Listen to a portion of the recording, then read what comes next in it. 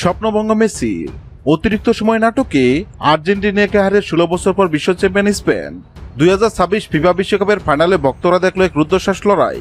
বর্তমান চ্যাম্পিয়ন আর্জেন্টিনাকে 100 গোলে হারিয়ে 16 বছর পর আবারও বিশ্ব চ্যাম্পিয়নের ট্রফি উঠে ধরেছে স্পেন। নির্ধারিত 90 মিনিটে কোনো দলই গোল করতে পারেনি। তবে শুরু থেকে বলের দখল, আক্রমণ এবং সুযোগ তৈরিতে স্পেন ছিল অনেকটা এগিয়ে। ম্যাচের 93 মিনিটে লাল কার্ড দেখে মাঠ ছাড়েন আর্জেন্টিনার আনসো ফার্নান্দোস। ফলে অতিরিক্ত সময় পুরোটা 10 জন নিয়ে খেলতে হয় মেসিদের।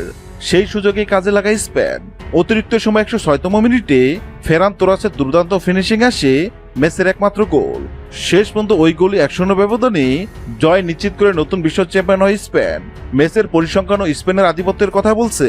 তারা 20টি শট নিয়ে 11টি লক্ষ্য রাখে, যেখানে আর্জেন্টিনা মাত্র 2টি শট নিতে পারে এবং একটুও লক্ষ্য রাখতে পারেনি। 68% বল দখল, 803টি সফল পাস এবং একের পর এক আক্রমণে পুরো ম্যাচ জুড়ে স্পেন ছিল দুর্দান্ত।